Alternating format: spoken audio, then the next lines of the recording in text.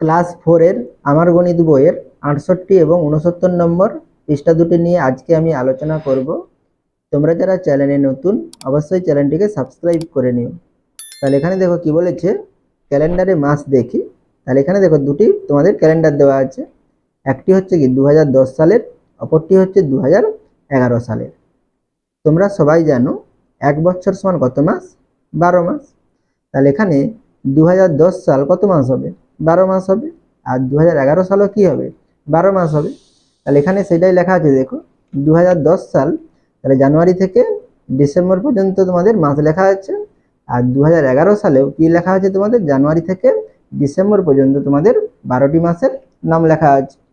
এর নিচে দেখো কি বলেছে, আজ আমরা অনেকগুলো পুরনো ক্যালেন্ডার টাঙিয়ে মিল খুঁজব।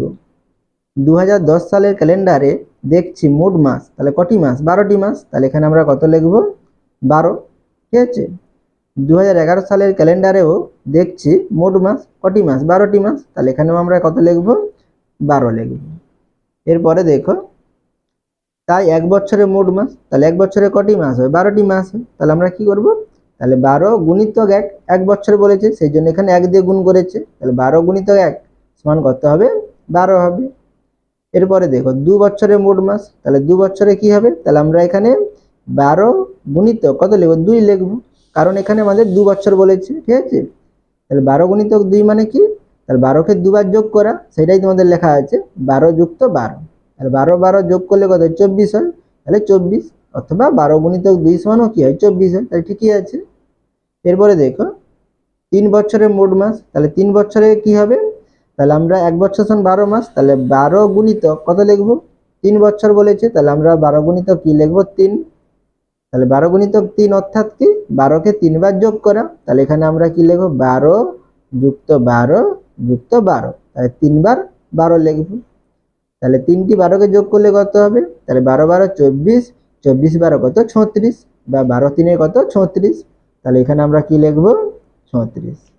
এরপরে দেখো 4 বছরের মোট মাস, তাহলে এক বছর সমান 12 মাস, তাহলে আমরা 12 গুণিত কত লিখব? 4 লিখব। তোমাদের এখানে 4 লেখা আছে, অর্থাৎ 12কে 4 বার যোগ করা, তাহলে এখানে আমরা কি লিখব? 12 যুক্ত 12 যুক্ত 12 যুক্ত কত? 12। তাহলে 4টি 12কে যোগ করলে কত হয়? 48 হয়, বা 12 গুণিতক 4 সমান কত? 12 4 48। তোমাদের এখানে 48 লেখাই আছে। এরপরে দেখো 5 বছরে, তাহলে 5 বছরে মোট মাস, তাহলে কি লিখব? 12 গুণিতক 5 বছর বলেছে, তাহলে গুণিতক কত লিখব? 5, অর্থাৎ 12কে 5 বার যোগ করা, তাহলে আমরা এখানে 12 5 বার লিখব। তাহলে 12 যুক্ত 12 যুক্ত 12 যুক্ত 12 4 বার আর একবার লিখব। তোমাদের 5টি বক্সে লেখা আছে, বক্স আঁকা আছে। ঠিক আছে।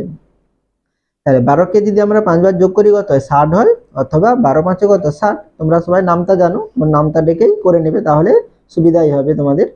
তাহলে এখানে কত লিখবো? 60। ঠিক আছে।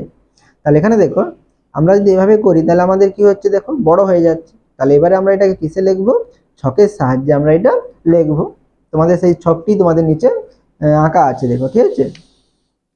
তাহলে এসো ছকে লিখি। তাহলে এখানে দেখো 12 লেখা আছে, এখানে গুণিতক লেখা আছে, তাহলে 12 গুণিতক 1, তাহলে 12 গুণিতক 1 সমান কত? 12 হয়। তোমাদের এখানে 12 লেখা আছে। তাহলে 12 গুণিতক 2, তাহলে 12 গুণিতক 2 মানে কি? তাহলে 12কে দুবার যোগ করা, তাহলে তোমাদের একটি 12 লেখা আছে, তাহলে 12 যুক্ত 12, তাহলে 12 12 যোগ করলে কত? 24। তাহলে এখানে আমরা কত লিখবো? 24, বা 12 দুগুণে 24। এরপরে দেখো 12 গুণিতক 3, তাহলে এখানে 2 এ কত হয়েছিল? 24 হয়েছিল, সেই জন্য এখানে 24 লেখা আছে।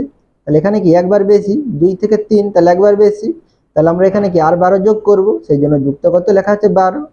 তাহলে 24 আর 12 যোগ করলে কত হয়? 36 হয়। তাহলে 2 আর 4 যোগ করলে কত? 6, আর 2 আর 1 যোগ করলে কত? 3, 36। তাহলে 12 3 36। এরপরে দেখো কত লেখা আছে? 4। তাহলে 12 গুণিতক 4, তাহলে কত হবে? তাহলে এখানে কত লিখবো? তাহলে 3 বারে কত হয়েছিল? 36 হয়েছিল। তাহলে 36 যুক্ত, তাহলে একবার বেশি, সেই জন্য এখানে যুক্ত 12 লেখা আছে। তাহলে 36 12 যোগ করলে কত হবে? 6 2 8, আর 3 1 4, 48। তাহলে 12 4 কত? 48। এরপরে কত আছে? 12 গুণিতক 5 আছে, তাহলে 4 বারে কত? 48। তাহলে এখানে আমরা 48 লিখবো, যুক্ত একবার বেশি, সেই জন্য এখানে যুক্ত 12 লিখবো। তাহলে 48 আর 12 যোগ করলে কত হবে? তাহলে 8 আর 2 যোগ করলে কত? 10। তাহলে 10 এর শূন্য হাতে থাকলো 1, তাহলে 4 যোগ করলে কত 5, হাতে 1 তাহলে কত হচ্ছে 6, তাহলে 60 হচ্ছে। তাহলে 12 5 কত 60। এবারে কত হচ্ছে দেখো 12 গুণিতক 6 তাহলে কত হবে, তাহলে 5 বারে কত 60, তাহলে 60 যুক্ত তাহলে একবার বেশি যুক্ত 12 লিখবো, তাহলে যোগ করলে কত হবে 72 হবে। তাহলে 12 6 কত 72। এরপরে দেখো তাহলে 12 গুণিতক 7 আছে, তাহলে 6 বারে কত 72, আমাদের এখানে 72 লেখাই আছে। তাহলে 6 থেকে 7 একবার বেশি, তাহলে আমরা এখানে কি করব 12 একবার যোগ করব, তাহলে যুক্ত কি লিখবো 12, তাহলে যোগ করলে কত হবে, তাহলে 2 2 যোগ করলে কত হবে 4, আর 7 1 যোগ করলে কত হবে 8, তাহলে 12 সাথে কত 84। এরপরে দেখো 8 আছে, তাহলে 12 8 কত হবে, তাহলে 7 বারে কত 84, সেই জন্য এখানে 84 লেখা আছে। একবার বেশি, তাহলে আমরা এখানে যুক্ত কত লিখবো 12, যোগ করলে কত হবে 4 আর 2 যোগ করলে 6, আর 8 1 যোগ করলে কত 9, তাহলে 12 8 কত 96। এবারে 12 গুণিত কত 9 আছে, তাহলে 8 বারে কত 96, তাহলে এখানে আমরা 96 যুক্ত কত লিখবো 12 লিখবো, তাহলে যোগ করলে কত হবে, তাহলে 6 আর 2 যোগ করলে কত 8, তাহলে 8 লিখবো, আর 9 আর 1 যোগ করলে কত 10, তাহলে 12 লং কত 108। এরপরে কত আছে 12 গুণিতক কত হবে 10, তাহলে 9 বারে কত 108, তাহলে এখানে আমরা কত লিখবো 108 লিখবো, যুক্ত একবার বেশি, তাহলে এখানে যুক্ত দিয়ে কত লিখবো 12, তাহলে যোগ করলে কত হবে দেখো, তাহলে 2 আর 8 যোগ করলে কত হবে 10, তাহলে 10 এর শূন্য হাতে থাকলে কত 1, এবারে 0 আর 1 যোগ হবে, তাহলে 1 হবে, আর হাতে 1 ছিল তাহলে কত হবে আমাদের 2, আর এখানে 1 আছে 1, তাহলে 12 10 কত 120।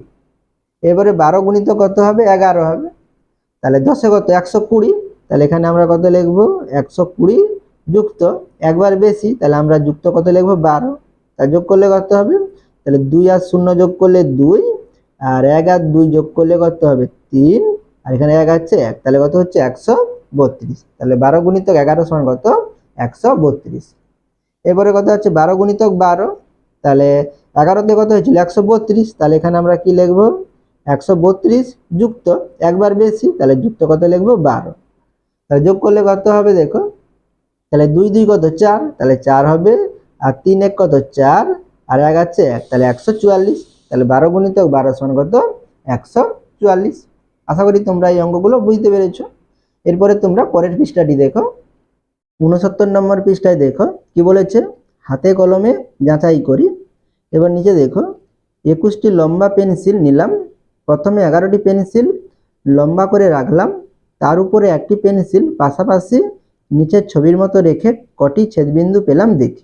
তাহলে এখানে দেখো প্রথমে কি করেছে 11টি পেন্সিল লম্বা করে রাখলাম, তাহলে এখানে দেখো এভাবে কি করেছে লম্বালম্বি করে কটি পেন্সিল রাখা আছে 11টি, 1 2 3 4 5 6 7 8 9 10 11, ঠিক আছে। এরপরে কি বলেছে দেখো, তার উপরে একটি পেন্সিল পাশাপাশি ছবির মতো রেখে কটি ছেদবিন্দু পেলাম দেখি। তাহলে এই 11টি পেন্সিলের উপর আরেকটি পেন্সিল কি করেছে আড়াআড়ি এইভাবে রাখা আছে ছবির মতো। তাহলে এইভাবে রাখলে তাহলে এখানে এই একটি যে পেন্সিল আছে এই পেন্সিলটি কি করছে, এই লম্বালম্বি ভাবে যে 11টি পেন্সিল আছে সেই 11টি পেন্সিলকে কি করেছে একটি বিন্দুতে স্পর্শ করেছে, অর্থাৎ তাহলে আমরা এখানে কি পাবো 11টি ছেদবিন্দু পাবো, ঠিক আছে। তাহলে এখানে সেইটা আঁকা আছে দেখো, 1টি 2টি 3টি 4টি 5টি 6টি 7টি 8টি 9টি 10টি 11টি, তাহলে 11টি আমরা কি পাবো ছেদবিন্দু পাবো। সেটা এখানে দেখো কি বলেছে 11 গুণিতক 1, তাহলে এখানে 11টি কাঠি আছে সেই জন্য এখানে 11 লেখা আছে, গুণিতক 1 এখানে একটি কাঠি দিয়েছে আড়াআড়ি ভাবে সেই জন্য এখানে 1 লেখা আছে। তাহলে এইভাবে আমরা যদি একটি কাঠি রাখি তাহলে আমরা কটি ছেদবিন্দু পেলাম 11টি ছেদবিন্দু পেলাম, সেটা লেখা আছে দেখো 11টি ছেদবিন্দু পেলাম।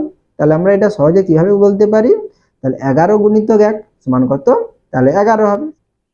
এরপরে দেখো আরো একটা পেন্সিল পাশাপাশি বসিয়ে ছেদবিন্দু পাই, তাহলে এখানে একটা ছিল, এরপরে কি করেছে আর একটি এখানে পাশাপাশি কি করেছে পেন্সিল বসিয়েছে, তাহলে এখানে আমরা কটি ছেদবিন্দু পেয়েছিলাম 11টি, তাহলে এখানেও আমরা কটি পাবো 11টি পাবো। তাহলে এখানে দেখো তাহলে 11 11 করতে হবে, তাহলে 22টি হবে, সেটাই লেখা আছে তোমাদের 22টি ছেদবিন্দু পেলাম। তাহলে আমরা সামনে কি লিখবো, তাহলে 11 গুণিতক 2, ঠিক আছে, তাহলে 11 গুণিতক 2 সমান করতে হয় 22 হয়, ঠিক আছে, তাহলে 22টি ছেদবিন্দু পেলাম।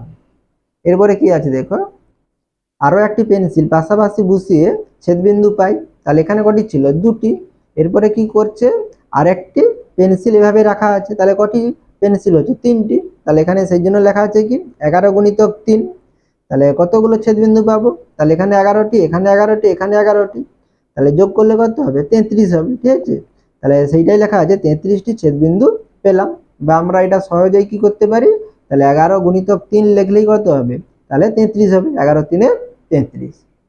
এরপরে নিচে দেখো কি বলেছে, এইভাবে পরপর এক এক করে পাশাপাশি পেন্সিল বসিয়ে ছেদবিন্দু গুণে 11 গুণিতক 4, 11 গুণিতক 5, এরপরে কি আছে ডট ডট দেওয়া আছে, অর্থাৎ কি হবে? তাহলে 11 গুণিতক 6, 11 গুণিতক 7, 11 গুণিতক 8, 11 গুণিতক 9, 11 গুণিতক 10, এইভাবে চলে যাবে। ঠিক আছে, পাই, তাহলে 10টি পেন্সিল বসিয়ে পাই। ঠিক আছে, তাহলে এরপরে তোমাদের একেবারে কি করেছে, 3-এর পরে তোমাদের এখানে 10 দিয়েছে, তাহলে মাঝের গুলো তোমাদের খাতায় করে নিতে হবে। ঠিক আছে, আর এখানে যদি আমরা তাহলে 3টির পরিবর্তে আমরা যদি 11 গুণিতক 4 অর্থাৎ 4টি পেন্সিল রাখি, তাহলে কি হবে? তাহলে আমি এই ছবির উপরে তোমাদের দেখিয়ে দিচ্ছি, আর তোমরা যখন খাতায় করবে আলাদা আলাদা ভাবেই করবে। ঠিক আছে, তাহলে এখানে 3টি ছিল, তাহলে আমরা যখন 11 গুণিতক 4 করব তখন এখানে কি করব, আর একটি আমরা এখানে পেন্সিলকে এঁকে নেব। ঠিক আছে, তাহলে এখানে আমরা কটি পাবো?